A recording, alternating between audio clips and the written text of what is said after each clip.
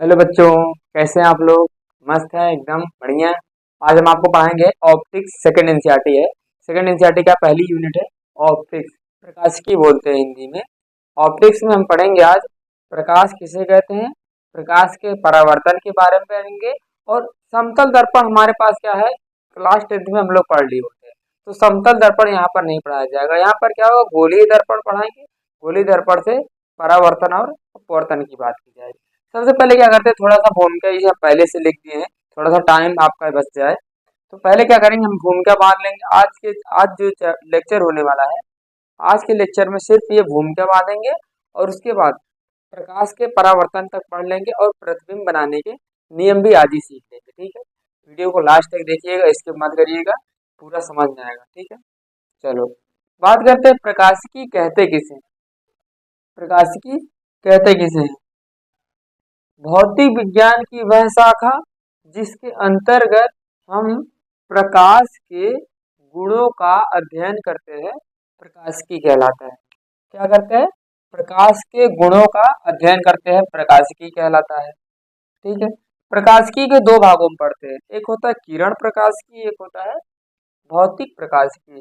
सीखते जाना चीजों को, बहुत ज्यादा इसमें समझना नहीं है। किरण प्रकाशिकी और भौतिक प्रकाशिकी जो हम पढ़ेंगे ना चैप्टर, उसमें हम पढ़ेंगे किरण प्रकाशिकी के बारे में। ये जो भौतिक प्रकाश की हम आगे पढ़ेंगे। ठीक है, प्रकाश का इसमें क्या होता है, इसमें पढ़ते हैं प्रकाश का परावर्तन पढ़ते हैं, प्रकाश का अपवर्तन पढ़ते हैं। समझ रहे हैं ना, प्रकाश के परावर्तन और अपवर्तन का अध्ययन करते हैं।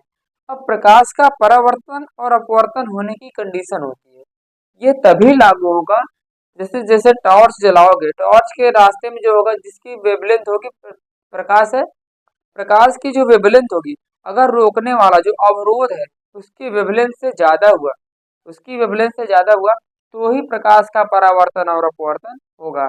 यहाँ लिखा है, अवरोध का आकार प्रकाश की तरंगदैर्घ्य की तुलना से अधिक होना चाहिए। अगर प्रकाश की तरंगदैर्घ्य जो भी है, मान लेते हैं लैम्डा है, ठीक है ना, लैम्डा प्रकाश की तरंगदैर्घ्य है और अवरोध है लैम्डा डैश। अगर लैम्डा का मान लैम्डा डैश से ज्यादा हो गया, तब तो प्रकाश प्रकाश के रास्ते में कोई रुकावट ही नहीं आएगी, वो तो कहीं ना कहीं से चले ही जाएगा। समझो बात को। जैसे मान लो जैसे मान लो ये प्रकाश की वेवलेंथ है, प्रकाश की वेवलेंथ है, ऐसे जा रही है।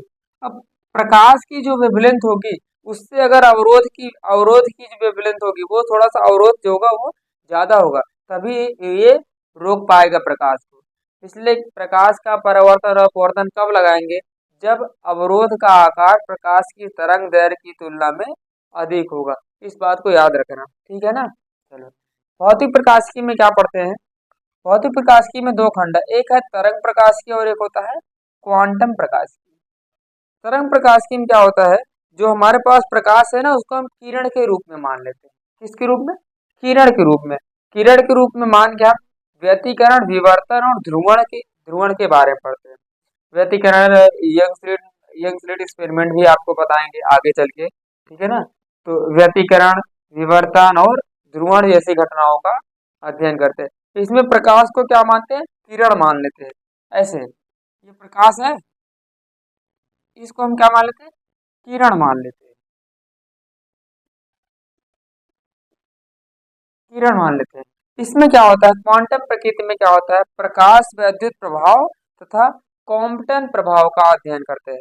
प्रकाश वैद्युत प्रभाव और कॉम्पटन, इसमें जो होता है प्रकाश ना, ये प्रकाश की एनर्जी को हम फोटोन मान लेते हैं। ये जो प्रकाश है, इसकी एनर्जी को हम मानते हैं फोटोन, एनर्जी को मान लेते हैं फोटोन। और यहाँ पर प्रकाश को कण जैसा बिहेव करता है। हम मान के चलते हैं प्रकाश है ना, ये कण है, प्रकाश जो है कण है। ये जो होता है फोटोन की एनर्जी के बराबर होता है, ठीक है ना।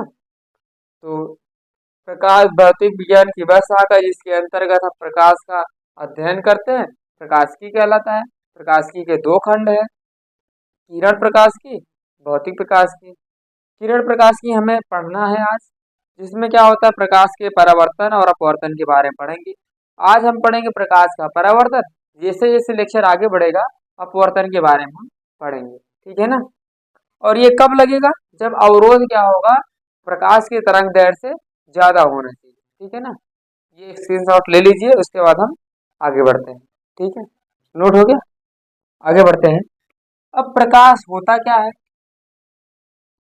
प्रकाश होता क्या है, इंग्लिश में बोलते हैं लाइट।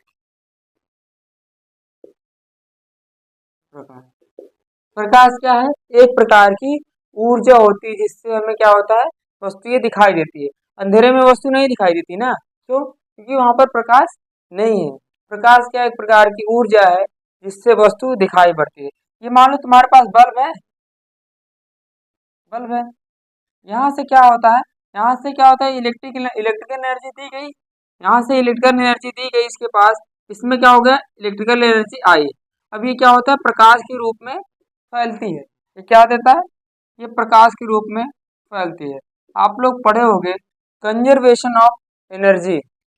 कंजर्वेशन ऑफ एनर्जी में क्या होता है, ऊर्जा को ना तो उत्पन्न कर सकते ना ही नष्ट, बल्कि एक रूप से दूसरे रूप में परिवर्तित कर सकते हैं।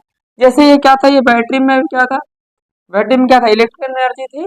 इसमें क्या हुआ, ये प्रकाश की ऊर्जा में जा, प्रकाश की ऊर्जा में ये पूरी खर्च हो रहा है। ठीक है, पहले इलेक्ट्रिकल इलेक्ट्रिकल एनर्जी को क्या कर रहा है, ये प्रकाश की ऊर्जा में खत्म कर रहा है, मतलब इसमें ट्रांसफर कर रहा है। ठीक है, बैटरी डिस्चार्ज होती क्यों, क्योंकि इसकी जो एनर्जी थी वो क्या हो रही है, लाइट के रूप में, लाइट में कन्वर्ट हो रही है।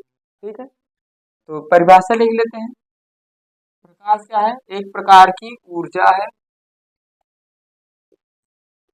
एक प्रकार की ऊर्जा है जिससे जिससे जिससे किसी वस्तु को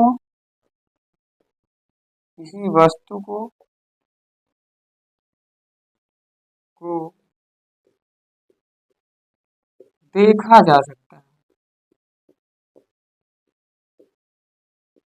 अब ये ना कह देना भैया कोई अंधा है तो वो कैसे देख पाएगा, दिखना भी तो चाहिए ना। प्रकाश क्या एक प्रकार की ऊर्जा है जिससे वस्तु को देखा जा सकता है। कोई अंधा कह रहे भैया हम तो देख ही नहीं पा रहे थे, हमें कहाँ से पता चलेगा, प्रकाश एक प्रकार की ऊर्जा है जिससे वस्तु को देखा जा सकता है ना। चलो, अब प्रकाश आता कहाँ से, प्रकाश के स्रोत के बारे में देख लेते हैं। प्रकाश के स्रोत दो तरीके का है, एक होता है प्राकृतिक, एक होता है मैन मेड। मैन मेड मतलब मानव निर्मित। प्राकृतिक जरा सोचो कौन कौन से, चंद्रमा इंसान ने बनाया है, नहीं बनाया है। चंद्रमा हो गया, तारे हो गए, ये सब क्या है, प्राकृतिक स्रोत है। प्राकृतिक स्रोत, प्राकृतिक स्रोत कौन से हैं, चंद्रमा हो गया, सूर्य, सूर्य, चंद्रमा, तारे। याद रखना, हम अभी इस बात को नहीं कह रहे कि कौन दीप्त है कौन अदीप्त है, लेकिन ये कह रहे हैं कि ये प्राकृतिक स्रोत है। कैसा है, प्राकृतिक स्रोत है। ये क्या है, पहले से प्रकृति में उपस्थित था। दूसरा क्या है, मानव निर्मित, मानव निर्मित, मानव निर्मित स्रोत बहुत सारे एग्जाम्पल हमारे पास है। बताओ, बल्ब हो गया, विद्युत बल्ब,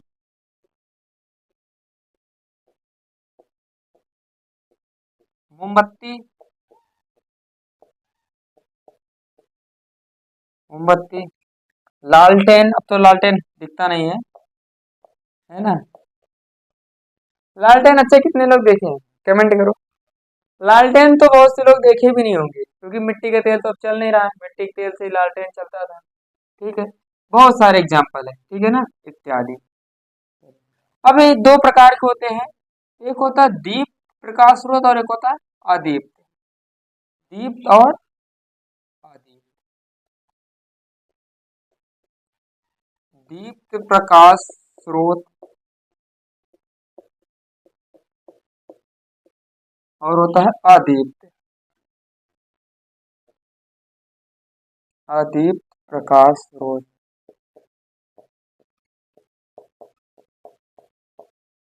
देखो भैया, धीरे धीरे करके सिलेबस आगे बढ़ता है। अब ये ना सोचो कि एकदम से हम आपको परावर्तन पढ़ाना शुरू कर दे, एकदम से हम क्या करते हैं, गोली दर्पण का क्या कहते हैं अपवर्तन परावर्तन पढ़ा दे, प्रतिबिंब बनाना सिखा दे, नहीं हो पाएगा। क्योंकि जब तक हम भूमिका बांधेंगे नहीं, इसका कहीं ना कहीं यूज है। वन लाइनर सवाल आपसे पूछा जाता है। वन लाइनर एक एक नंबर के बहुविकल्पी में आते हैं, या फिर क्या होता है, अति लघु उत्तरीय में आता है एक एक नंबर का। तो वहाँ तो ये काम में आ जाएगा ना।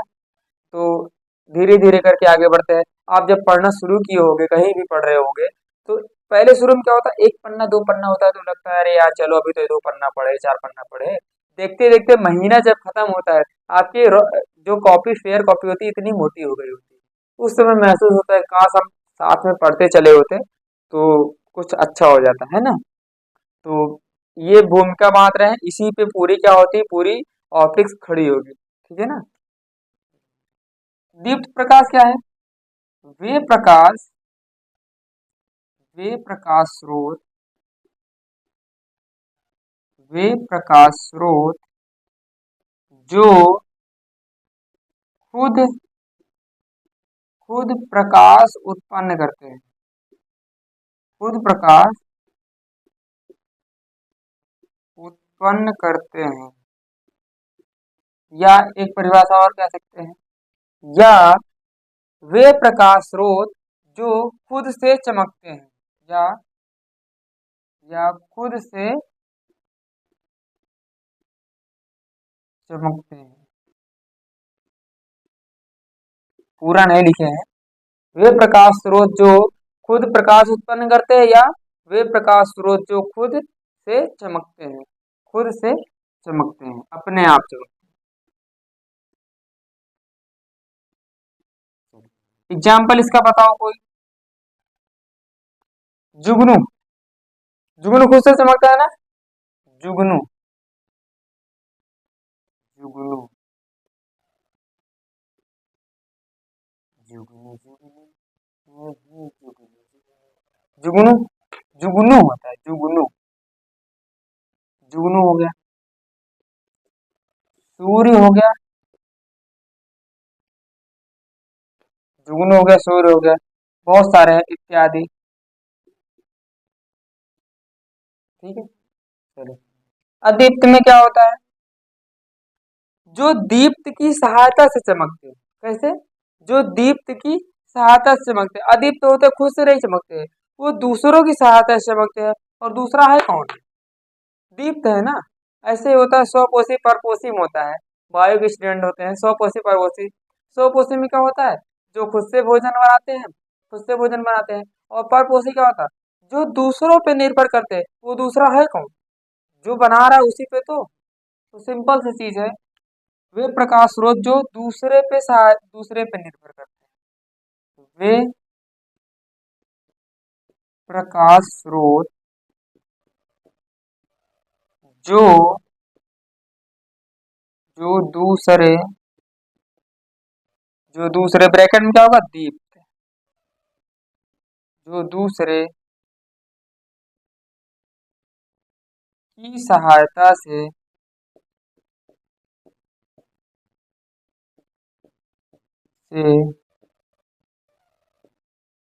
चमकते चमकते हैं। जो दूसरे की सहायता से चमकते हैं। अच्छा, इसमें बल्ब भी आ जाएगा। देखो, बल्ब। बल्ब क्या होता है? खुद से चमकता है ना। मोमबत्ती क्या होती है? खुद से चमकती है।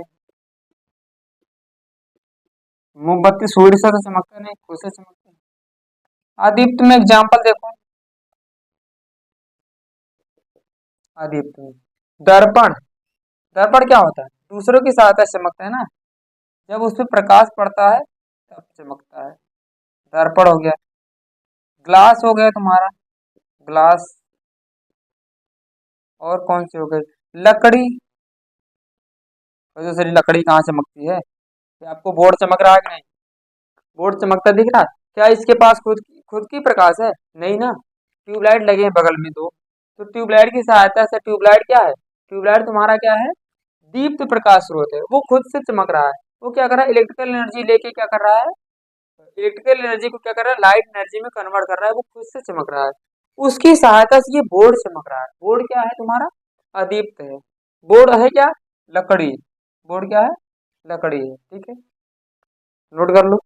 इसके बाद बताते हैं कुछ गुण होते हैं प्रकाश के, उसके बारे में हम अध्ययन करें। ठीक है, गुण पढ़ेंगे। गुण के बाद क्या होगा, हम पढ़ेंगे प्रकाश के अपवर्तन, सॉरी, प्रकाश के परावर्तन पे आ जाए। ठीक है, नोट करो। हो गया। प्रकाश के कुछ गुण देखते हैं। प्रकाश के गुण, प्रॉपर्टीज ऑफ लाइट, इंग्लिश में देखते हैं। प्रॉपर्टीज ऑफ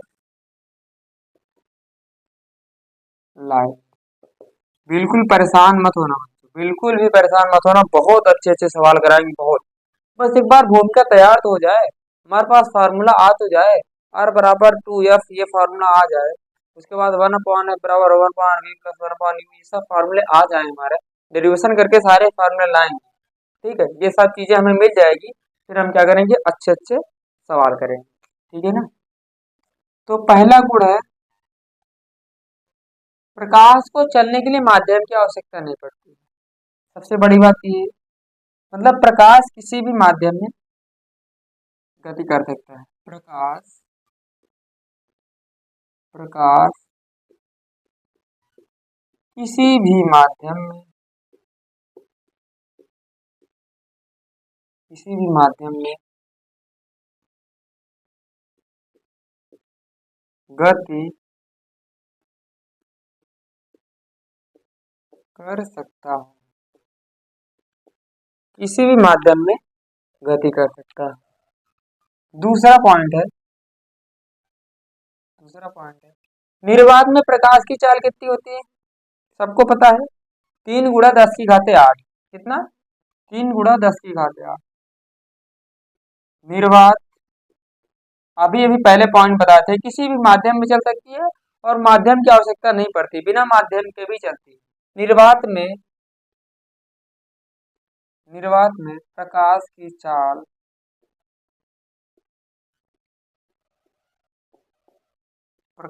चाल C बराबर 3 × 10⁸ 8 मीटर प्रति सेकंड होती है।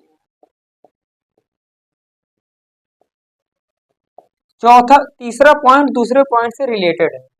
तीसरा पॉइंट क्या कहता है, जब प्रकाश, देखो दो माध्यम बना दे रहे हैं, ये माध्यम 1 मान लेते हैं और ये माध्यम 2 मान लेते हैं। जब प्रकाश की किरण एक माध्यम से दूसरे में जाती है तो वो क्या करती है, या तो थोड़ा सा पास आ जाएगी या तो थोड़ा सा दूर हट जाएगी, अभिलंब से पास आ जाएगी या तो दूर हट जाएगी, ये बात होती है। और मतलब ये अपने मार्ग से विचलित हो गई। देखो इसका मार्ग एक्चुअल में था ऐसे, प्रकाश क्या हुआ, जब एक माध्यम से दूसरे में आया तो ये अपने मार्ग से विचलित हो गया। एक्चुअली इसका मार्ग तो ये वाला था, इसका मार्ग तो ये वाला था, ये अपने मार्ग से विचलित हुआ, कितना, ये डेविएशन अपने मार्ग से विचलित हो गया। ठीक है। दूसरी बात क्या है, एक माध्यम से दूसरे माध्यम में आते ना, ये प्रकाश का वेग मान लो यहाँ v1 था, यहाँ v2 है, तो v1 जो होता है वो नॉट इक्वल टू v2। समझ रहे हो कि नहीं? प्रकाश जब एक माध्यम से दूसरे माध्यम में आएगी तो वो क्या होगी, अपने मार्ग से विचलित हो जाएगी। एक्चुअली मार्ग इसका ये था, अभी इधर चली गई, या तो ये था, दूर हट जाएगी। ठीक है। दूसरी बात क्या है, एक माध्यम से दूसरे माध्यम में आएगी, उसका वेग जो होगा बदल जाएगा, वो या तो बढ़ जाएगा या घट जाएगा। तीसरी बात है, कलर में कोई फर्क नहीं पड़ता है, कलर में कोई फर्क नहीं पड़ता है। कलर का मतलब फ्रीक्वेंसी से लिया जाता है, किससे, फ्रीक्वेंसी, जिसे बोलते हैं आवृत्ति, आप लोग हिंदी में आवृत्ति, समझ रहे हो ना। कोई कहते आवृत्ति नहीं बदलती, इसका मतलब कलर नहीं बदलता है। कोई कहते कलर नहीं बदलता, इसका मतलब आवृत्ति नहीं बदलती। आज जाना जाना ग्लास में पानी ले लेना, लेजर लाइट ग्लास में मारना, ऊपर अगर नीली दिख रही लेजर लाइट तो ग्लास में भी नीली ही दिखेगी। वो बात अलग है कि हो सकता है, अब एयर से तो डेंसर मीडियम हो गया पानी, ये बात आगे हम करेंगे, इसलिए हम डेंसर और एयर की बात यहाँ नहीं करेंगे। लेकिन एक चीज तुम देखोगे, वो जब ग्लास में जाएगा तो वो या तो थोड़ा सा इधर हो जाएगा, थोड़ा सा उधर हो जाएगा, ये चीज आप ऑब्जर्व करोगे। ठीक है। तो प्रकाश जो होता है अपने मार्ग से विचलित हो जाएगा। दूसरी बात यह होगी, उसका वेग बदल जाएगा, लेकिन कलर नहीं बदलेगा बच्चा। कलर ना बदलने का मतलब है कि फ्रीक्वेंसी नहीं बदलेगी, यही पॉइंट लिखेंगे। तीसरा पॉइंट क्या है, तीसरा पॉइंट क्या है? जब प्रकाश जब प्रकाश की किरण एक माध्यम से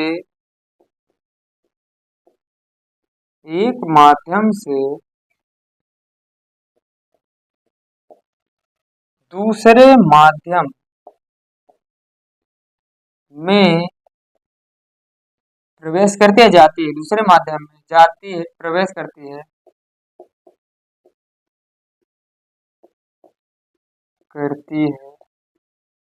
तो वह अपने मार्ग से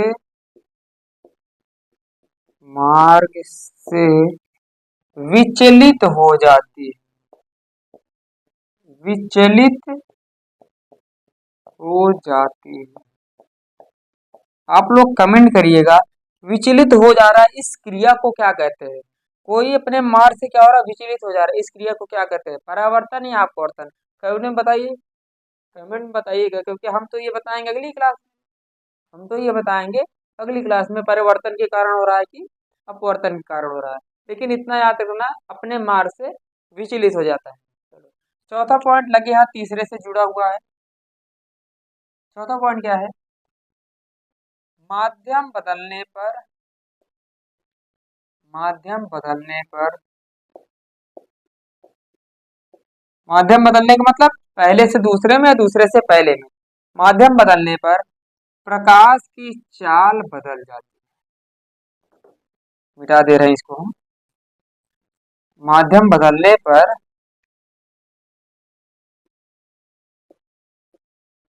प्रकाश की चाल बदल जाती है। अपितु या परंतु परंतु आवृत्ति आवृत्ति कुछ लोग न्यू लिखते हैं, कुछ लोग एफ भी लिखते हैं, स्मॉल एफ। तो न्यू लिखते हैं यहाँ पर हम, न्यू। प्रकाश की आवृत्ति न्यू नहीं लिखेंगे, न्यू लिखेंगे तो आप वेग में कंफ्यूजन हो जाओगे ना, वेग में आप कंफ्यूजन हो जाओगे। हम स्मॉल एफ का यूज करेंगे, पूरी फिजिक्स में हम आवृत्ति को स्मॉल एफ से यूज करेंगे, ठीक है। परंतु आवृत्ति नहीं बदलती है, नहीं बदलती है। अब आवृत्ति नहीं बदलेगी इम्प्लाइज, इसका मतलब कलर नहीं बदलेगा, कलर नहीं बदलेगा। इतनी बात समझ गई नहीं? चार पॉइंट है। प्रकाश किसी माध्यम क्या होता है? किसी माध्यम में गति करता है। निर्वात में चाल 3 गुणा 10⁸ मीटर पर सेकंड होती है। प्रकाश की किरण एक माध्यम से दूसरे में जाएगी तो अपने मार्ग से विचलित हो जाएगी। माध्यम बदलने पर अर्थात पहले से दूसरे में, दूसरे से पहले में जाने पर चाल बदल जाती है, परंतु आवृत्ति नहीं बदलती। आवृत्ति नहीं बदलने का मतलब क्या होगा? कलर नहीं बदलेगा, ठीक है। पांचवा पॉइंट लिखते हैं। पांचवा पॉइंट है,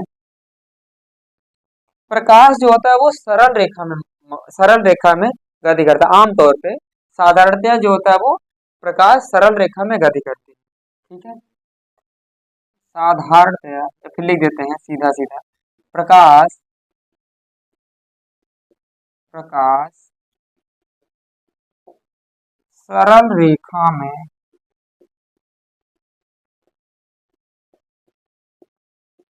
गति करती है। अच्छा, आप लोग देखोगे बच्चों की बुक जो होती है, छोटे छोटे बच्चे होते हैं 3 4 5 पढ़ने वाले, उनके में देखो ऐसे सूर्य बना देते, थोड़ा डिजाइनदार सूर्य बनता है। सूर्य को ऐसे बना देते हैं, देखो, ये देखो ऐसे सूर्य बना देते हैं। अब वो कहते हैं ये प्रकाश की किरण, लेकिन एक्चुअली ये प्रकाश की किरण नहीं होती। ये थोड़ा सा अट्रैक्टिव, बच्चे ताकि पढ़े, ये थोड़ा अट्रैक्टिव दिखने के लिए ऐसे बना दिया जाता है, लेकिन ऐसे होता नहीं है। प्रकाश किरण क्या होती है? सरल रेखा में चारों तरफ से निकलती है, ठीक है ना। तो ये ऐसे सिर्फ दिखने के लिए बना दिया जाता है ताकि बच्चे इसको देख के पढ़े, छोटे छोटे बच्चों की बुक में होता है। चलो, एक पॉइंट और है, छठा पॉइंट। पॉइंट तो बहुत है, पॉइंट तो बहुत है। एक सेकंड मैं देख लूं नीचे तक दिख रहा है कि नहीं बोर्ड। हाँ चलो, नीचे तक दिख रहा है यहाँ तक।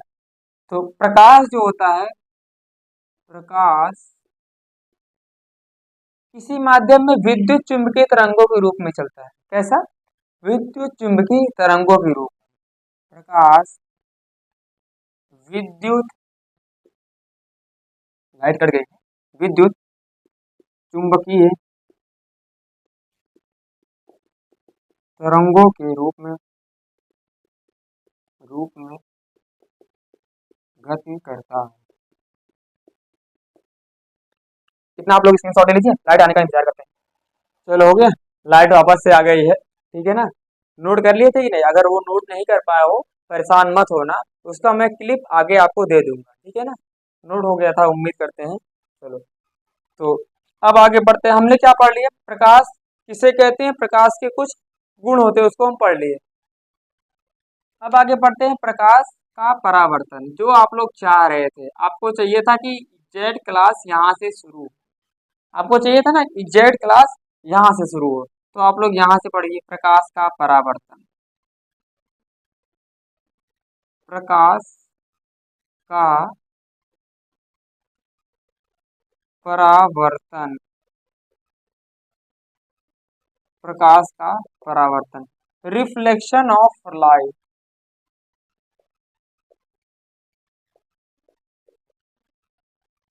रिफ्लेक्शन ऑफ लाइट, ठीक है, रिफ्लेक्शन ऑफ लाइट।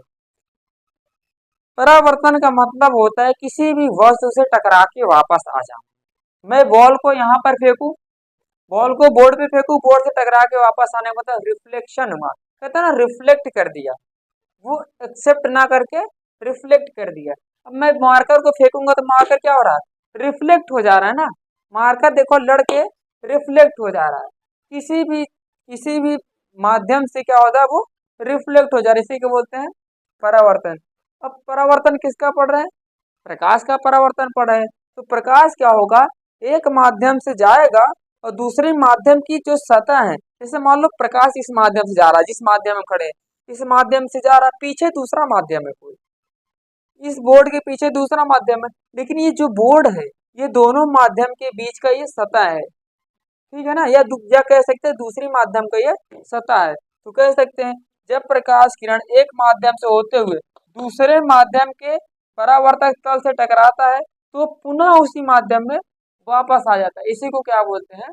प्रकाश का परावर्तन, ठीक है ना। लिख लेते हैं, लिख लेते हैं। जब, थोड़ा ऊपर से लिखते हैं, जब प्रकाश की किरणें, जब प्रकाश की किरणें एक माध्यम से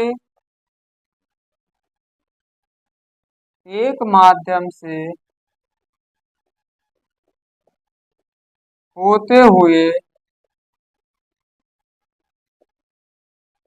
दूसरे माध्यम के परावर्तक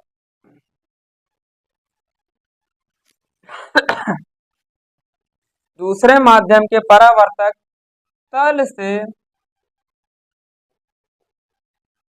दूसरे माध्यम के परावर्तक तल पर आपतित होती है, आपतित होती है, तो परावर्तन के पश्चात, परावर्तन के पश्चात पुनः उसी माध्यम में वापस लौट आती है, पुनः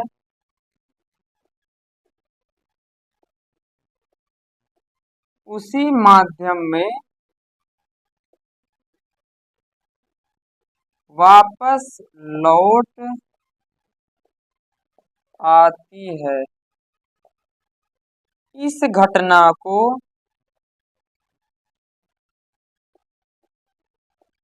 इस घटना को प्रकाश का परावर्तन कहते हैं।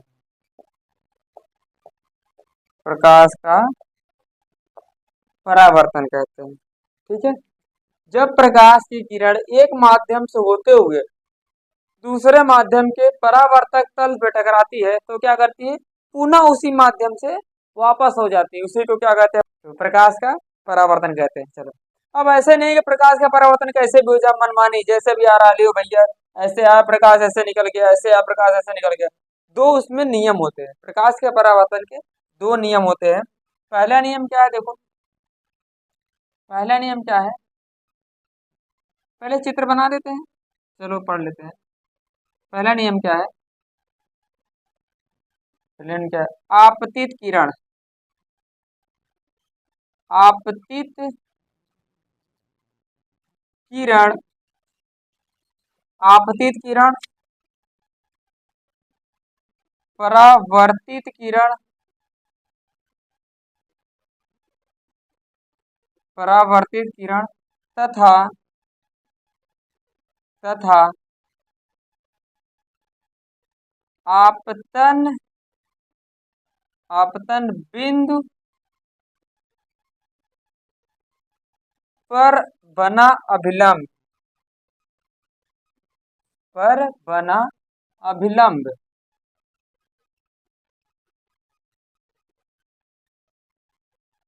तीनों, तीनों एक ही तल में होते हैं, तीनों एक ही समतल में होते हैं, तीनों एक ही समतल में होते हैं। एक ही समतल मतलब समतल में जो होती है दो एक्सिस आती है। समतल में क्या होता है, दो एक्सिस। हम लोग निर्देशांक पढ़े हैं, कोऑर्डिनेट्स पढ़े हैं, उसमें क्या होता है, तीन होता है। ये देखो बोर्ड दिख रहा है आपको, ये मान लो हो गया वाई एक्सिस और ये हो गया एक्स एक्सिस। एक एक्सिस होगा जेड एक्सिस जो बाहर की तरफ, कोई भी दो लेंगे देखो समतल के लिए क्या होना, दो एक्सिस लेना जरूरी होता है। कि जैसे मान लो एक्स वाई ले लो, या फिर वाई जेड ले लो, या फिर जेड एक्स ले लो, कोई भी दो एक्सिस लेना पड़ेगा तब जाके हमारा ये समतल बनता है। तो आपतित किरण, परावर्तित किरण तथा आपतन बिंदु पर बना अभिलंब तीनों एक ही समतल में होते हैं। और चित्र बना के दिखाते हैं आपको, चित्र बना के दिखा रहे हैं। ठीक है, ये आपतित किरण आई और ये परावर्तित किरण चलेगी, थोड़ा टेढ़ा हो जा रहा है, ये परावर्तित, इसे बोलते हैं आपतित किरण, आपतित किरण। और इसे बोलते हैं परावर्तित किरण,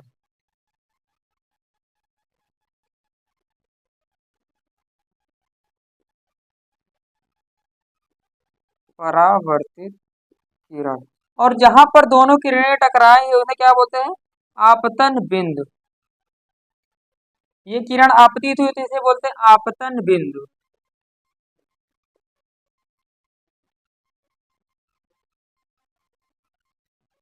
आपतन बिंदु। और ये क्या है, पहला माध्यम है, इसे मान लेते हैं पहला माध्यम। और ये क्या है नीचे, दूसरा माध्यम। और ये दूसरे माध्यम का परावर्तक तल है, ये दूसरे माध्यम का परावर्तक तल है, इसे कहेंगे परावर्तक तल,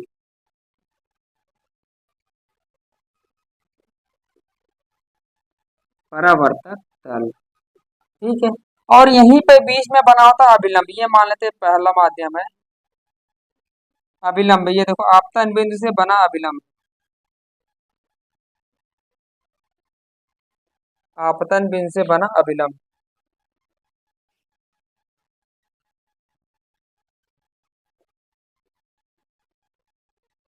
अभिलंब देखो, आपतित किरण, परावर्तित किरण तथा अभिलंब तीनों क्या है, एक ही एक्सिस में है, तीनों क्या है, एक ही एक्सिस में। आपतित किरण, परावर्तित किरण तथा आपतन बिंदु पर बना अभिलंब तीनों एक ही एक्सिस में होता है।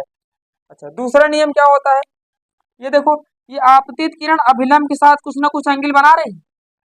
आपतित किरण और अभिलंब के बीच जो कोण बनते हैं उसे बोलते हैं आई, मतलब इंसिडेंट एंगल।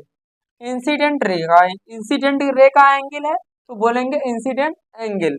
और ये क्या है, रिफ्लेक्टेड रे के बीच एंगल है। रिफ्लेक्टेड रे और नॉर्मल के बीच एंगल है तो बोलेंगे रिफ्लेक्टेड एंगल।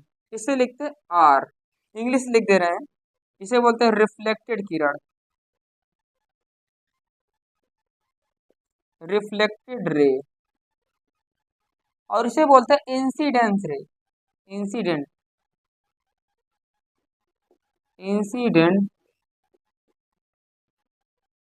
ठीक है ना। इंसिडेंट रे है, अभिलंब के बीच जो कोण बनता है उसे आई बोलते हैं। और परावर्तित मतलब रिफ्लेक्टेड रे और अभिलंब के बीच जो कोण बनता है उसे आर बोलते हैं। दूसरा नियम क्या कहता है, जगह नहीं है, मैं ऊपर मिटा के लिखूंगा, दूसरा नियम समझ लो। दूसरा नियम कहता है कि आपतित किरण तथा अभिलंब के बीच बना कोण परावर्तित किरण तथा अभिलंब के बीच बने कोण के बराबर होता है, ठीक है ना। आपतित किरण तथा अभिलंब के बीच जो कोण आई है वो परावर्तित किरण तथा अभिलंब के बीच बने कोण आर के बराबर होता है। तो ऊपर वाला मिटा दे रहे हैं, वीडियो पॉज करके आप लोग नोट कर लीजिएगा, ठीक है ना। जब मिटाने लगे तो आप वीडियो पॉज करके नोट कर लिया करो। पहला नियम तो ये हो गया, दूसरा नियम ऊपर लिखते हैं।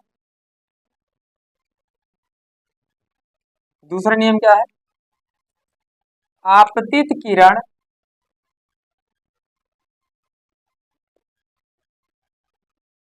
आपतित किरण तथा अभिलंब के बीच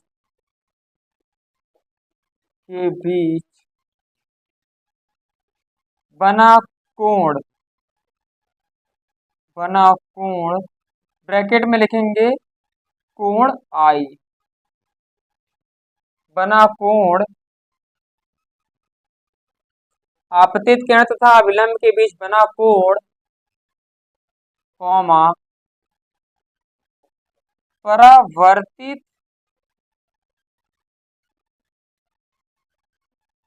किरण तथा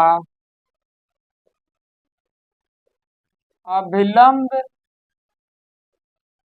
के बीच बने कोण के बराबर होता है, बने कोण के बराबर होता है। देखो, अब जो है थोड़ा सा पेस पकड़ रहे हैं, ठीक है ना। चैप्टर थोड़ा सा पेस पकड़ रहे हैं, अब आपको लग रहा होगा धीरे धीरे चैप्टर के अंदर घुस रहे हैं हम, ठीक है। आपको लगता है कि ऑप्टिक्स शुरू होते ही हमें प्रकाश का परावर्तन सिखा देना चाहिए, ऐसा बिल्कुल नहीं है। पहले प्रकाश के बारे में सीखो, तो प्रकाश है क्या, प्रकाश के कुछ गुण है उनको सीखो, तो फिर उसके बाद हम आगे इसको बताएंगे, ठीक है ना। तो पहला क्या था, आपतित किरण परावर्तित किरण तथा अपनम बिंदु पर बना अभिलंब, वो क्या होते हैं, तीनों एक ही समतल में होते हैं। दूसरा क्या है, आपतित किरण अभिलंब के बीच जो कोण आई है वो परावर्तित किरण और अभिलंब के बीच जो कोण आ रहे हैं उनके क्या होगा, बराबर होगा। तो हम कह सकते हैं नीचे नीचे कह सकते हैं कोण आई इक्वल टू कोण आर, इक्वल टू कोण आर, इक्वल टू कोण आर, ठीक है ना। स्क्रीनशॉट लो, एक नोट पॉइंट लिखाएंगे। नोट पॉइंट लिखने से पहले ये बताओ जरा मुझे, अगर मान लो मैं लिखाऊंगा अभी एक पॉइंट, अभिलंब पे जो किरण आती है वो उसी मार्ग पे रिटर्न चली जाती है, जो किरणें अभिलंब से होके आएगी वो उसी मार्ग पे वापस चली जाएगी, उसको कहते हैं बैक ट्रेस। क्या बोलते हैं, बैक ट्रेस। फिर आप लोग टेंथ में पढ़े होंगे कि वक्रता केंद्र से आने वाली किरणें उसी मार्ग वक्रता केंद्र से वापस लौट जाती है। ऐसा क्यों होता है, जरा दिमाग लगाओ, वीडियो पॉज करके दिमाग लगाओ कि अभिलंब से जो किरण आएगी उसी मार्ग में वापस चली जाएगी। क्यों होता है मालूम है, अभिलंब से जो किरण आएगी, ये मान लो मेरा ब्लैक वाला मार्कर अभिलंब है, ये अभिलंब है। अब अभिलंब है अभिलंब से ये वाली किरण आ रही है, इंसिडेंट रे है। इंसिडेंट रे और अभिलंब के बीच कोण कितना है? 0 डिग्री है ना, 0 डिग्री है। तो जो रिफ्लेक्टेड रे होगा वो भी तो 0 डिग्री होगा, इसलिए ये क्या होता है, वापस 0 डिग्री पे लौट जाता है। तो यहाँ पर एक नोट पॉइंट लिखेंगे, एक नोट पॉइंट लिखेंगे, नोट पॉइंट देखो, अभिलंब, अभिलंब पर आपतित किरण, अभिलंब पर आपतित किरण, अभिलंब पर आपतित किरण वापस उसी मार्ग पे, वापस उसी मार्ग पे बिना विचलित हुए, अब वापस उसी मार्ग पर, ब्रैकेट में लिख सकते हैं बिना विचलित हुए, बिना विचलित हुए वापस उसी मार्ग पे लौट जाती है, मार्ग पर लौट जाती है, लौट जाती है। इसका मतलब क्या होगा, जो कोण आई था बच्चों, कोण आई क्या था, 0 डिग्री था, तो कोण आर क्या हो जाएगा, वो भी 0 डिग्री हो जाएगा। अभिलंब के साथ ही तो एंगल है, कोण आई 0 हो गया, अभिलंब के साथ, अभिलंब ऐसे खड़ा था, ये ऐसे आ रहा है, तो क्या हो जाएगा, 0 हो जाएगा, तो ये भी क्या हो जाएगा, 0 डिग्री हो जाएगा। ठीक है ना, नोट कर लो, वीडियो को पॉज करके स्क्रीनशॉट ले लो, पहला ये है, फिर ये है, फिर ये है, ठीक है ना, नोट कर लो अच्छे से। अच्छा, कुछ छोटे छोटे छोटे टर्म है, उसके बारे में डिस्कस कर लेते हैं।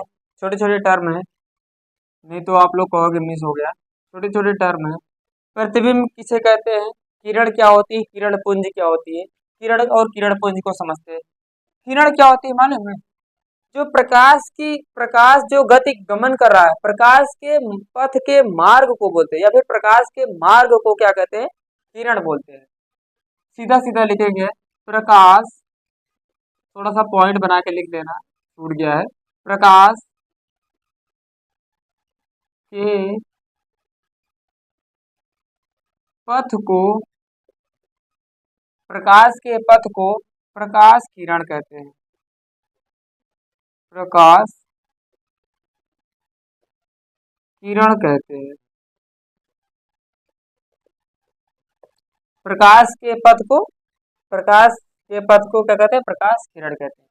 दूसरा पॉइंट है, प्रकाश के क्या होता है, पुंज, प्रकाश पुंज किसे कहते हैं, आप लोग घरों में देखे होगे बीम होती है, बीम, बीम में क्या होता है, एक अकेला सरिया नहीं होता है, चार सरिया, 6 सरिया, 8 सरिया होता है, वो क्या होता है, सरियों का गुच्छा होता है, सरियों का गुच्छा होता है, तो ये क्या होता है, प्रकाश के गुच्छे को कहते हैं प्रकाश पुंज, प्रकाश की बीम, लाइट ऑफ बीम। तो प्रकाश की बीम 3 तरीके की होती है, कितने तरीके की, 3 तरीके की। हेडिंग, हेडिंग चढ़ेगी प्रकाश पुंज, प्रकाश पुंज, beam of light, beam of light. ये कुछ इंपॉर्टेंट टर्म है जो छूट गया था, उसको हम डिस्कस कर रहे हैं, फिर वापस हम टॉपिक पे आ जाएंगे। ठीक है, प्रकाश पुंज देखो, एक प्रकाश होता है ऐसे सीधी रेखा में चल रहा है, बहुत सारे प्रकाश है, जैसे हमारा टॉर्च होता है, वो क्या है, सीधी रेखा में चल रहा है, ये क्या है, समांतर प्रकाश पुंज है ना, कैसा है, समांतर प्रकाश पुंज, समांतर प्रकाश पुंज। दूसरा होता है, कभी कभी देखो ना, एक जगह से फोकस से निकलती है किरणें, ऐसे ऐसे निकलती है और फैलती है, तुम्हें लगेगा एक ही पॉइंट से निकल के फैल रही है चारों तरफ, एक ही पॉइंट से निकल के चारों तरफ फैल रही है, ये ऐसे फैल रहा है, इसे क्या बोलते हैं, अपसारी, क्या बोलते हैं, अपसारी प्रकाश पुंज, मतलब कि ये पॉइंट है, यहाँ से प्रकाश से निकल रहा है, चारों तरफ फैल रहा है, क्या अपसरित हो रहा है। अपसरित मतलब शब्द से ही समझो ना, अपसरित हो रहा है, ठीक है ना। डाइवर्जेंट रे इंग्लिश में बोलते हैं, देखो डाइवर्ट हो रहा है, सब एक जगह से डाइवर्ट हो जा रहा है, ठीक है। तो बोलते इसे अपसारी। अपसारी में देखो ये वाला सा रहता है कौन सा, देख लीजिएगा अपने हिसाब से, ठीक है। अपसारी प्रकाश पुंज,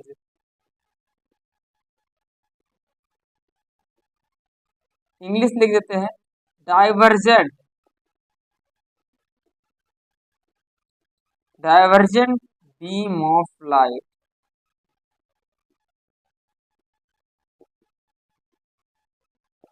डाइवर्जेंट बीम ऑफ लाइट। तीसरा क्या होगा, अरे सब जा रहे थे सब अब आएंगे, एक ही बिंदु पे सब मिलेंगे, एक ही बिंदु पे सब आ रहे हैं, ये क्या हो जाएगा, कन्वर्जेंट। देखो कन्वर्ट हो रहा है, बहुत सारी लाइटें एक जगह कन्वर्ट हो रही है, एक जगह मर्ज हो रही है, एक जगह यहाँ से यहाँ से यहाँ से आके एक ही बिंदु पे कन्वर्ट हो रही है, जिसे बोलेंगे कन्वर्जेंट, या कहेंगे अभिसारी। अभी नाम से यार, अभिसारी, ये किरणें क्या हो रही, आ रही, फील नहीं कर पा रहे हो ना, हम भी महसूस करा के छोड़ेंगे आपको पूरा, ठीक है ना। ये क्या हो रहा है, एक ही जगह पे आ रहा, अभिसारी, आओ आओ, अभिसारी, है ना, शब्द निकला ना, आओ बुला रहा, अभिसारी प्रकाश पुंज, रटना नहीं है, शब्द से ही पकड़ लेना है, कैसा होता है, अभिसारी प्रकाश पुंज, अभिसारी प्रकाश पुंज, कन्वर्जेंट, कन्वर्जेंट, शायद जी रहता है, देखो देख लेना अपने हिसाब से, कन्वर्जेंट बीम ऑफ लाइट, परिभाषा नहीं निकला है, सिंपल सा बस समझ लो, और इसे बोलते हैं parallel beam light, parallel beam of light, parallel beam of light. प्रकाश पुंज कितने प्रकार के हैं, तीन, समांतर, अपसारी, अभिसारी, कोई पूछेगा बता लोगे ना। अच्छा, अभिसारी अपसारी को याद रखना, जिस समय हम लेंस बताएंगे, लेंस दो प्रकार का होता है, एक होता है अभिसारी लेंस, एक होता है अपसारी लेंस, ठीक है ना, एक होता है अभिसारी लेंस, एक होता है अपसारी लेंस। तो इसी से पता है, वे लेंस जिससे प्रकाश क्या होगा, छितरा रहा है चारों तरफ, चारों तरफ छितरा रहा है, ये वाला, उसे क्या बोलेंगे, अपसारी लेंस बोलेंगे। और वह लेंस जिसमें प्रकाश क्या हो रहा है, एक जगह आ रहा है, लेंस से जाने के बाद एक जगह कन्वर्ट हो रहा है, इसे क्या बोलेंगे, अभिसारी, एक ही जगह पे इकट्ठा हो रहा है, ठीक है ना। टर्म दोनों याद रखना, जिस दिन हम लेंस पढ़ाएंगे उस दिन हम आपसे पूछेंगे जरूर, ठीक है ना, नोट करो, नोट हो गया। अब देखेंगे प्रतिबिंब किसे कहते हैं, है ना, प्रतिबिंब, प्रतिबिंब किसे कहते हैं, इमेज। आप लोग सुनो ना, अरे यार हमारी इमेज खराब हो गई, है ना, कल्लू गया था पिंकी से मिलने, है ना, कल्लू गया था पिंकी से मिलने, कुछ अपने कुछ बात लेके गया था, पिंकी क्या कर दी, मना कर दी, तो कल्लू के दोस्त यार बोले, अबे यार तुम तो अपनी इमेज खराब करके चले आए, ठीक है ना। इमेज का मतलब होता है छाया, उसकी कुछ ना कुछ इमेज बनी थी, दोस्तों में क्या थी, उसकी कुछ ना कुछ इमेज थी, वो खराब कर दिया, है ना। इमेज के बारे में यहाँ सीखते हैं, इमेज क्या होता है, जब किसी वस्तु से प्रकाश किरण निकले, जैसे मान लो हम अभी तक बताया नहीं था, हम इसका नाम नहीं लेंगे आपके सामने, कौन सा दर्पण है, अभी जब दर्पण पढ़ाया नहीं है तो हम दर्पण के बारे में नहीं बताएंगे, ये कोई दर्पण है मान लो, ठीक है, कोई दर्पण है, आप लोग को पता हो तो ठीक है, नहीं तो हम तो आगे बताएंगे, ठीक है ना। ये कोई दर्पण है, जब प्रकाश की किरण एक बिंदु से होकर आती है, प्रकाश किरण आती है और दूसरे माध्यम के परावर्तक तल से टकराती है, ये किरण ही आई, हो सकती है किरण और आए, हो सकती है किरण और आए, प्रकाश की किरणें जब परावर्तन के बाद जहां पर काटती है, इमेज वही बनता है, देखो परावर्तन के बाद जहां काटेगी वही इमेज बनेगा, यहाँ पर इमेज तुम्हारा बनेगा, क्या बनेगा, इमेज। अब बच्चों के मन में डाउट होता है, जब ये चीज हम बताते हैं ना, तो मन में डाउट होता है, गुरुजी यहाँ काहे नहीं इमेज बनता, काहे बे, परावर्तन के बाद इमेज बनेगी। प्रकाश की किरणें क्या होती है, दो या दो से अधिक प्रकाश की किरणें जब परावर्तक तल से टकरा के वापस मिलती है, वापस आती है, तो वहां प्रतिबिंब बनता है। ये देखो, ये किरण गई और ये टकरा के आ रही है, ये तो इमेज बनाएगी, लेकिन ये वाली अभी तो आ रही है ना, अभी तो आ रही है। अब ये टकराई, अब टकराने के बाद जा रही है। अब ये दोनों किरणें क्या है, परावर्तन के बाद वाली किरणें, तो इमेज यहाँ बनेगा, यहाँ नहीं बनेगा। ठीक है ना, तो लिख लेते हैं। जब जब जब दो या दो से अधिक, तो ये दो किरण नहीं रहेगी तो कहाँ से इमेज बनेगा। जब दो या दो से अधिक प्रकाश की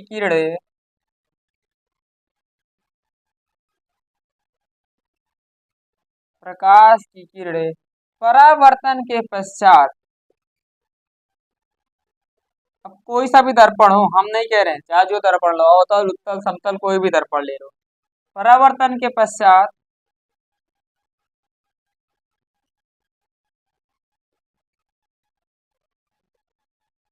परावर्तन के पश्चात को अंडरलाइन कर देना। परावर्तन के पश्चात जिस बिंदु पर जिस बिंदु पर मिलती हैं, जिस बिंदु पर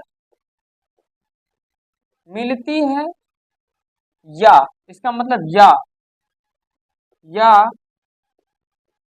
मिलती हुई प्रतीत, एक सेकंड, मिलती है ब्रैकेट में, मिलती है ब्रैकेट में वास्तविक वास्तविक प्रतिबिंब, अभी बताएंगे वास्तविक प्रतिबिंब जिस बिंदु पर मिलती है, या या मिलती हुई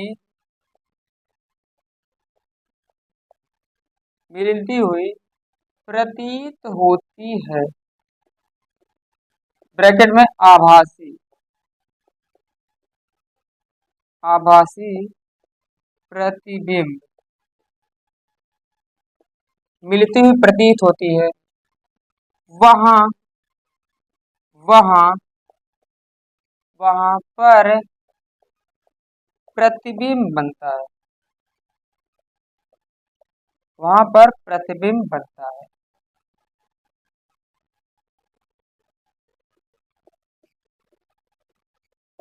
या उस बिंदु पर प्रतिबिंब बनता है।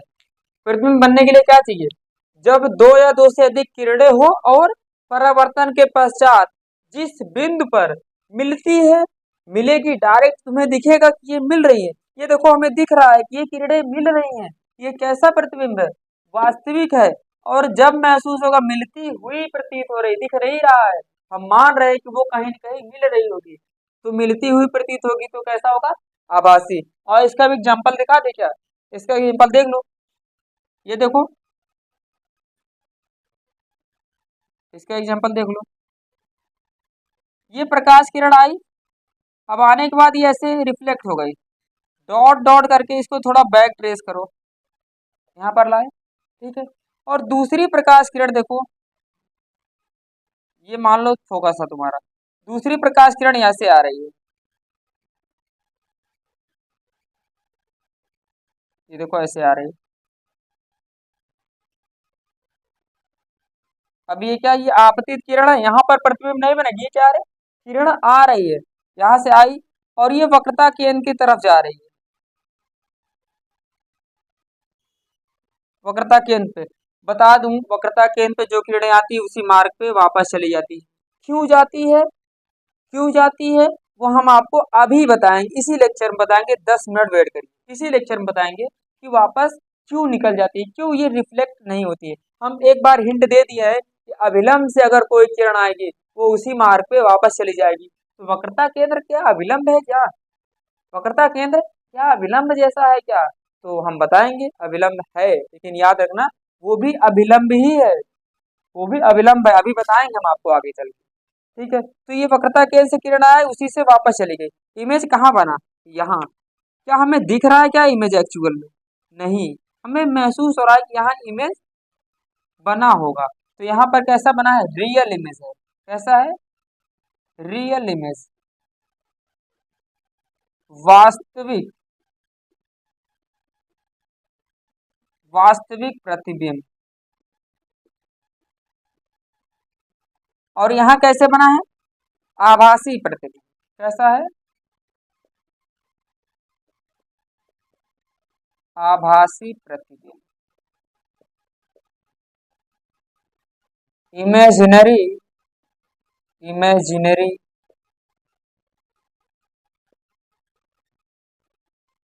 Imaginary image. ठीक है, दोनों परिभाषा याद हो जाएंगे।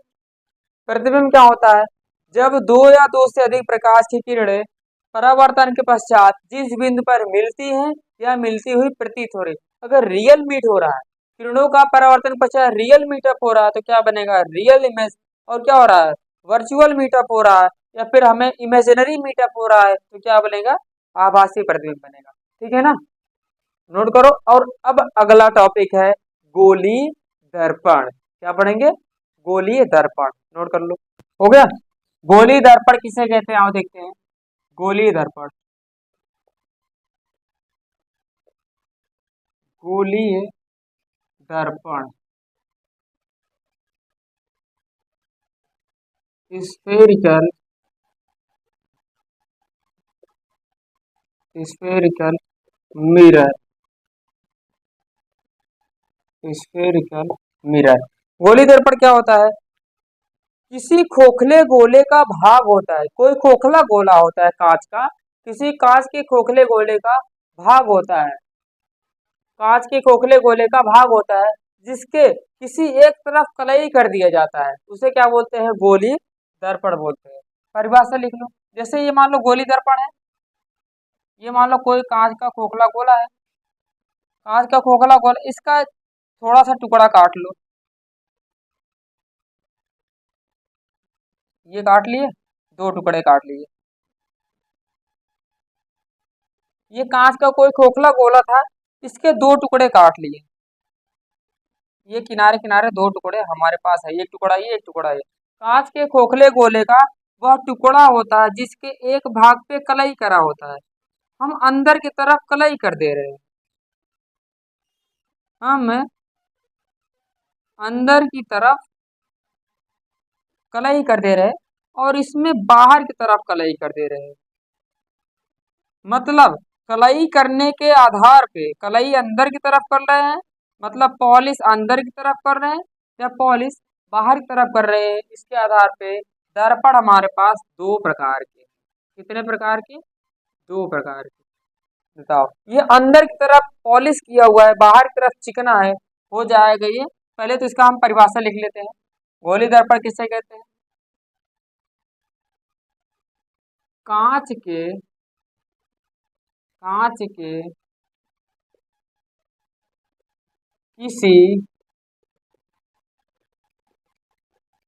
खोखले गोले, कांच के किसी खोखले गोले का वह भाग होता है, वह भाग होता है जिसके, जिसके एक तरफ, एक तरफ कलई, ब्रैकेट में पॉलिश, एक तरफ कलई किया होता है, किया होता है तथा दूसरी तरफ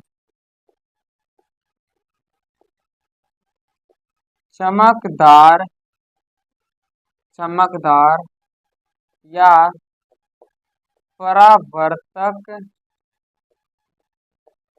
होता है।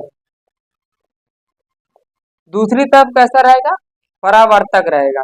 देखो, एक तरफ चमकदार है, परावर्तक है, यहाँ से प्रकाश आएगा तो परावर्तन हो जाएगा, लेकिन अंदर क्या है, कलई है। यहाँ देखो, बाहर की तरफ कलई किया गया, अंदर चमकदार है, तो बाहर की तरफ चमकदार है, इसे बोलते हैं उत्तल दर्पण, उत्तल दर्पण, कॉन्वेक्स मिरर। ठीक है। और ये क्या है, अंदर की तरफ कलई किया गया है, सॉरी सॉरी सॉरी, ये क्या है, बाहर की तरफ कलई किया गया, ये है अवतल दर्पण, अवतल दर्पण। कॉनकेव, कॉनकेव मिरर, है ना, लिख देते हैं। ये क्या है, कलई तल, कलई, कलई किया है, कलई कहाँ है, उभरा हुआ तल, कैसा है, उभरा तल। और यहाँ कलई जो किया गया वो कैसे तल है, दबा हुआ तल, कलई कौन सा तल है, दबा हुआ तल, दबा हुआ तल। ठीक है। कोई पूछे उत्तल दर्पण की परिभाषा बताओ, वह गोली दर्पण है, तो गोली है, गोले का टुकड़ा है, वह गोली दर्पण जिसके दबे हुए भाग को कलई किया होता है तथा उभरा हुआ भाग परावर्तक होता है, उसे उत्तल दर्पण कहते हैं। लगे हाथ परिभाषा लिख लेते हैं, परिभाषा लिख देते हैं। वह गोली दर्पण, वह गोली दर्पण जिसके दबे हुए, दबे हुए भाग में कलई किया रहता है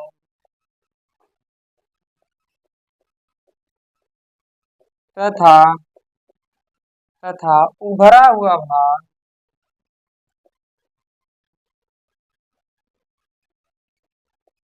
तथा उभरा हुआ भाग परावर्तक होता है।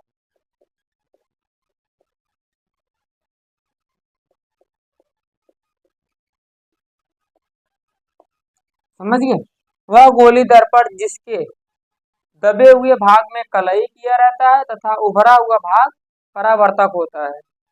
इसकी परिभाषा कहाँ लिख दे, यहीं देख लो, इसका इसका उल्टा हो जाएगा और क्या, वह गोली दर्पण,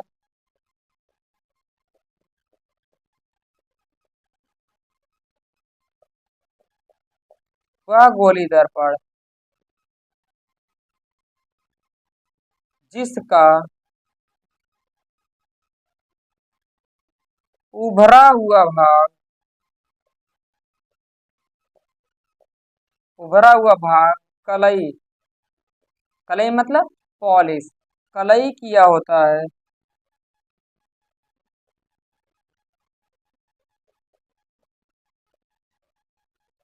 तथा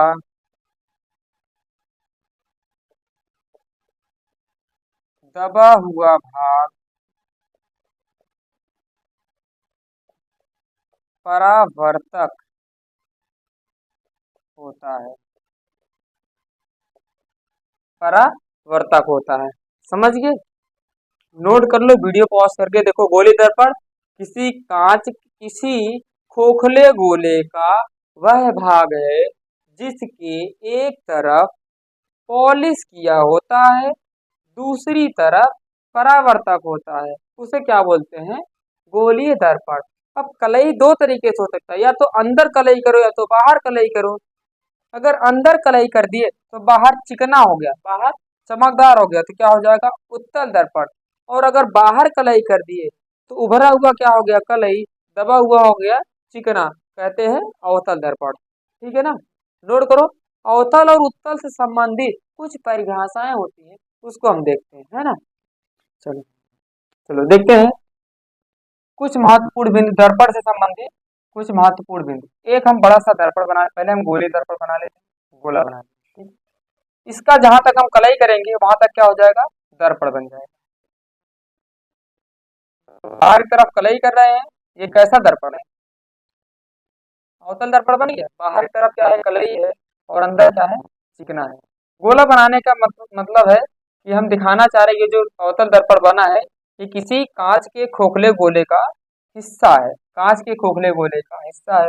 और ये गोला है, इसका कहीं कहीं छेद होगा, जिसे बोलते हैं वक्रता केंद्र, सेंटर ऑफ कर्वेचर, इसीलिए हम इसे लिखते हैं सी से। ठीक है, और ये होता है तुम्हारा आर। ध्रुव से केंद्र के बीच की दूरी को बोलते हैं वक्रता त्रिज्या, रेडियस ऑफ कर्वेचर। और ये होता है यहीं कहीं पर होता है फोकस तुम्हारा, और फोकस और ध्रुव के बीच की दूरी को बोलते हैं फोकस दूरी।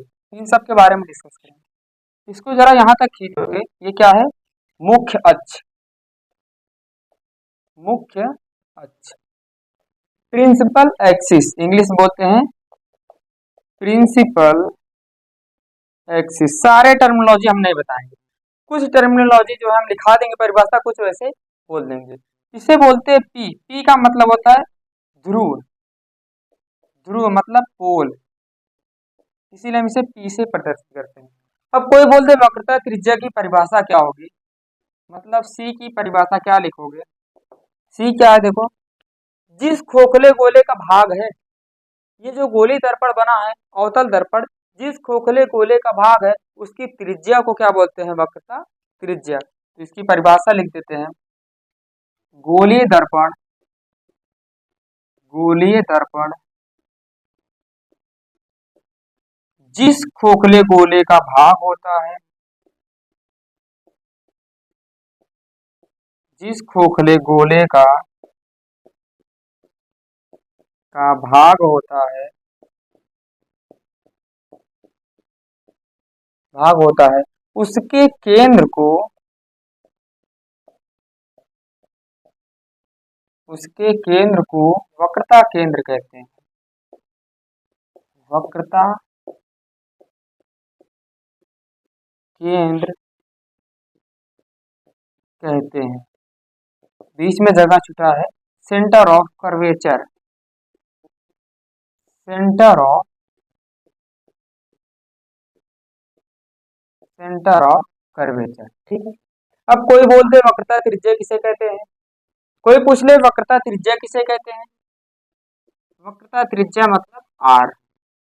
सी क्या था, गोली दर्पण जिस खोखले गोले का भाग होता है उसके केंद्र को वक्रता केंद्र कहते हैं। अब क्या होगा, देखो, ये जो गोली दर्पण है, गोली दर्पण जिस खोखले गोले का भाग है उसकी त्रिज्या को वक्रता त्रिज्या कहते हैं। जैसे देखो यहाँ लिखेंगे वही चीज यहाँ तक कॉपी पेस्ट रहेगा, गोली दर्पण जिस खोखले गोले का भाग होता है उसकी त्रिज्या को वक्रता त्रिज्या कहते हैं। लिख लेते हैं, गोलीय दर्पण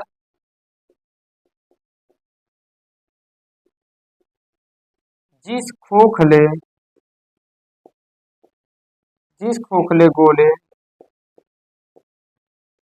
का भाग होता है,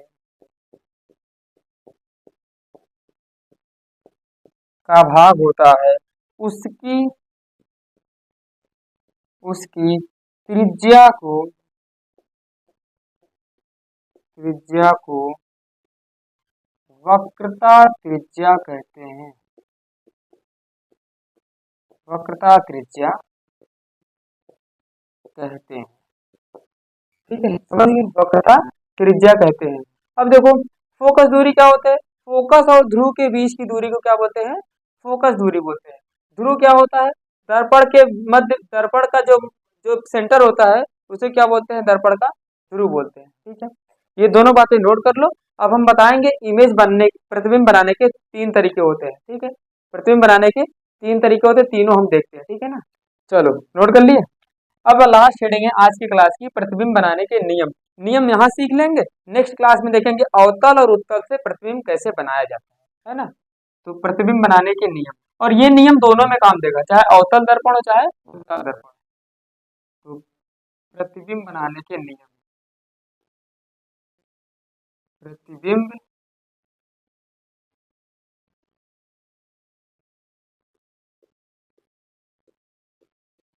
प्रतिबिंब बनाने के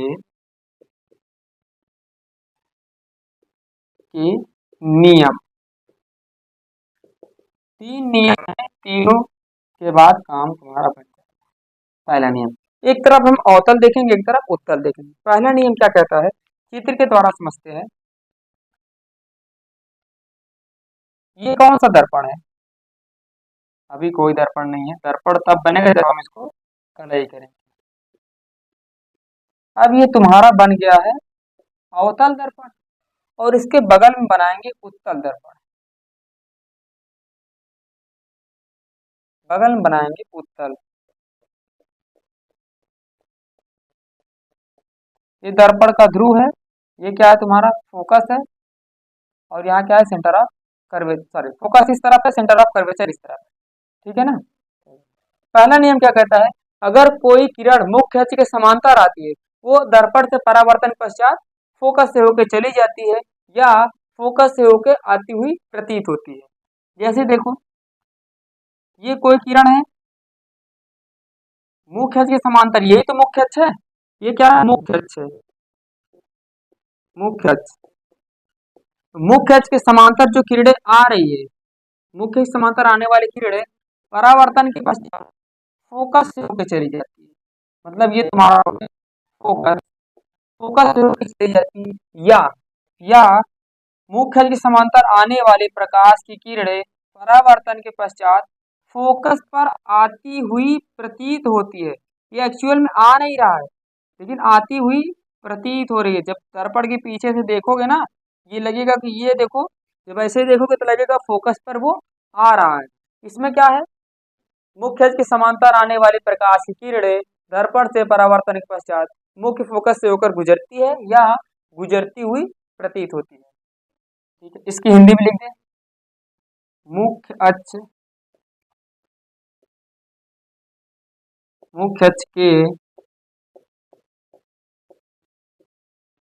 समांतर आने वाले प्रकाश की किरणें, प्रकाश की किरणें दर्पण से परावर्तन के पश्चात, परावर्तन के पश्चात फोकस, फोकस, फोकस पर मिलती है, मिलती है। ब्रैकेट में किस में मिल रहा है, अवतल में, किसमें, अवतल दर्पण, फोकस पर मिलती है या मिलती हुई, मिलती हुई प्रतीत होती है, मिलती हुई प्रतीत होती है। ये किसमें है, उत्तल दर्पण में, उत्तल दर्पण, ठीक है ना। अवतल दर्पण रहेगा तो क्या होगा, डायरेक्ट मिलेगा, उत्तल दर्पण है तो मिलती हुई प्रतीत होगी। बोर्ड छोटा है, एक एक हम बताएंगे, इसको नोट करो, फिर उसके बाद हम दूसरा बताएंगे। तीन ही नियम है, ध्यान से देखते जाना। तीनों नियम के बाद कल अपने आप से खुद चित्र बना लोगे, ठीक है ना। तीनों करते जाओ, फिर अपने आप से चित्र बना लोगे। मिटा दे रहे हैं, पॉज करके इसको नोट कर लो। चलो दूसरा नियम देखते हैं। दूसरा नियम क्या है, उसी का उल्टा था। पहले क्या था, मुख्य अक्ष के समांतर कोई किरण आ रही थी, वो फोकस से जा रही थी। अब की बार उल्टा है, फोकस से आने वाली प्रकाश की किरण, फोकस से होकर आने वाली प्रकाश किरण परावर्तन के पश्चात कहाँ से होकर जाएगी, मुख्य अक्ष के समांतर चली जाएगी। ये तुम्हारा फोकस है, या फिर कह सकते हो फोकस पर आती हुई प्रतीत होने वाली किरणें परावर्तन के पश्चात मुख्य अक्ष के समांतर चली जाएगी। ठीक है, इसको हम लिख लेते हैं। दूसरे नियम के अंदर क्या है, फोकस, फोकस से आने वाली, आने वाली किसमें भैया, अवतल में, अवतल में, या आती हुई प्रतीत, आती हुई प्रतीत होने वाली, ये किसमें है, उत्तल में, उत्तल में। फोकस से आने वाली या आती हुई प्रतीत होने वाली किरणें, किरणें दर्पण से, कोई भी दर्पण, दर्पण से, दर्पण कोई भी दर्पण मतलब चाहे अवतल हो चाहे उत्तल हो, दर्पण से परावर्तन के पश्चात, के पश्चात मुख्य अक्ष, मुख्य अक्ष के समांतर चली जाती, के समांतर चली जाती। ठीक है, दो नियम हो गए। पहला नियम क्या था? पहला नियम कहता था मुख्य अक्ष के समांतर जो आता था वो फोकस से होकर चला जाता था। दूसरा क्या है? उल्टा, मुख्य अक्ष जो फोकस से होकर आएगा वो मुख्य अक्ष के समांतर चलाएगा। तीसरा नियम है, यही तीन नियम याद रखना, और तीनों नियम के बाद दुनिया जहाँ के सवाल आ जाएगा, चाहे जो चित्र बनाना होगा इसी तीन नियम से बनेगा। नोट करो, हम तीसरा नियम बनाते हैं। ठीक है, चलो तीसरा नियम देखते हैं। हम इसी में करेक्शन कर दिया, तुम लोग दोबारा चित्र बनाना, उसी में लपेटना नहीं है। ठीक है ना, दोबारा चित्र बना लेना। चलो, अब ये क्या है, एक बार लिख ही देते हैं। ये कौन सा दर्पण है? अवतल है, अवतल दर्पण है, जिसे हम कॉनकेव बोलते हैं। और ये क्या है? उत्तल दर्पण है,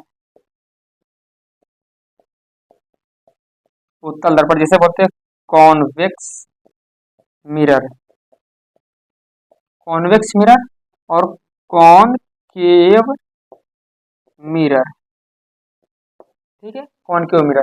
और देखो, हम क्लास जब शुरू हुआ था, क्लास शुरू होने के आधे घंटे बाद ही हम बताए थे, अगर जो जो किरणें अभिलंबों और आपतित होगी, परावर्तन का पहला नियम था अभिलंब, परावर्तन का सॉरी दूसरा नियम था, जो आपतित किरण होती है, आपतित कोण और परावर्तित कोण दोनों बराबर होते हैं। देखो जरा, ये अभिलंब है, ये वक्रता केंद्र पे आ रहा है, कोई किरण है वक्रता केंद्र पे आ रहा है, ये मान लो तुम्हारा वक्रता केंद्र है और यहाँ कहीं तुम्हारा फोकस है। ठीक है, इसी मार्ग में वापस जाएगा। वापस क्यों जाएगा? जैसे ये कोई सर्कल है, ये कोई सर्कल है, अब ये सर्कल का ये केंद्र है, वक्रता केंद्र, जो भी किरणें आएगी वो कहाँ से टकरा रही है? अभिलंबोर टकरा रही ना, ये तो अभिलंब है, अभिलंब से टकराएगी। मान लो 0 डिग्री पे ये टकरा रही है अभिलंब से, तो ये उसी मार्ग पे वापस लौट आएगी। इसीलिए बताए थे, अभिलंब पे जो किरणें आती है वही मार्ग पे वापस जाती है, इसे बोलते हैं बैक ट्रेस, इंग्लिश में बोलते हैं बैक ट्रेस, बैक ट्रेस बोलते हैं। ठीक है, उसी मार्ग में वापस आएगी।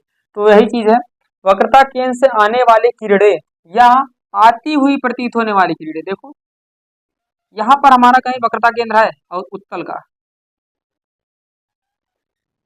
यहाँ कहीं हमारा वक्रता केंद्र है और ये फोकस है। तो देखो, वक्रता केंद्र से आने वाली या आती हुई प्रतीत होने वाली किरणें परावर्तन के पश्चात उसी मार्ग पे वापस चली जाती है, उसी मार्ग पे वापस चली जाती है। ठीक है ना, एक किरण यहाँ से भी आएगी, ये देखो, ये भी तो वक्रता केंद्र है, वक्रता केंद्र से जा रहा है, यहाँ से ऐसे वापस चला जाएगा। ये भी तो वक्रता केंद्र है, वक्रता केंद्र से इधर जा रहा है, वापस चला आ रहा है। ठीक है, यहाँ से जो किरणें जाएगी, ये वक्रता केंद्र से आती हुई जा रही है, यहाँ से रिटर्न चली जाएगी। तो इसके बारे में लिख लेते हैं, वक्रता केंद्र से आने वाली, वक्रता केंद्र से आने वाली, आने वाली है ना किरण, किरण क्या हो रही? आ रही है। वक्रता केंद्र से आने वाली किरण किस में आ रही है? अवतल में, अवतल में, अवतल में वक्रता केंद्र से आने वाली या आती हुई, आती हुई प्रतीत होने वाली, आती हुई प्रतीत होने वाली किसमें नहीं दिखता है? उत्तल में क्या हो रहा है? आती हुई प्रतीत हो रही, उत्तल में आती हुई प्रतीत होने वाली किरणें, किरणें परावर्तन के पश्चात, के पश्चात उसी मार्ग में, उसी मार्ग में वापस लौट जाती, वापस लौट जाती है। ठीक है, समझिए कि नहीं तीनों। वक्रता केंद्र देखो, वक्रता केंद्र से जो आ रही किरण है उसी मार्ग में वापस चली जा रही है, या आती हुई जो प्रतीत हो रही है उसी मार्ग में वापस चली जा रही है। ठीक है ना, इसको नोट कर लेना, तीनों नियम पढ़ लेना। और जो अगली लेक्चर होगा, जो अगला वीडियो जब भी आएगा उसको जरूर अटेंड करिए, क्योंकि उसमें बताएंगे अवतल दर्पण उत्तल दर्पण से प्रतिबिंब बनना, और सबसे कंफ्यूजिंग टॉपिक होता है बच्चों का चिन्ह परिपाटी, साइन कन्वेंशन। कब प्लस लेंगे कब माइनस लेंगे बच्चे जान नहीं पाते हैं। कब यू प्लस होगा, सॉरी कब एफ माइनस होगा, कब एफ प्लस होगा, कब वी माइनस होगा, कब वी प्लस होगा। यू का तो हमेशा फिक्स है, वो तो माइनस ही होना है। ठीक है, और 1/f 1/v 1/u का हम एक्सप्रेशन डिराइव कराएंगे। ठीक है ना, ठीक है, इसको पढ़ लेना, नोट कर लेना अच्छे से, और अगली क्लास में आने से पहले एक बार रिवाइज कर लेना। ये वीडियो थोड़ा सा लंबा हो गया, शुरू में इंट्रोडक्शन था, बाद में ये थोड़ा सा अच्छा। अब जो चैप्टर है वो थोड़ा सा पेस पकड़ लिया है, धीरे धीरे चैप्टर आगे बढ़ रहा है, प्रतिबिंब बनाने के नियम तक पहुंच गए हैं। देखो एक दिन में चाहो तो तुम सारा चैप्टर नहीं पढ़ सकते, धीरे धीरे करके पढ़ते जाना है। वीडियो को वीडियो को अच्छे से देखना, और एक बार ना समझ में आए तो दोबारा देख लेना। वैसे आज का टॉपिक बहुत कठिन था नहीं, यही चीज है, एक बार देख लेना। 3 नियम है, अगर मुख्य अक्ष के समांतर आ रहा है तो फोकस से जाएगा, फोकस से आ रहा है तो मुख्य अक्ष के समांतर चला जाएगा। ये तो उल्टा हो गया, वाइसी वर्सा हो गया।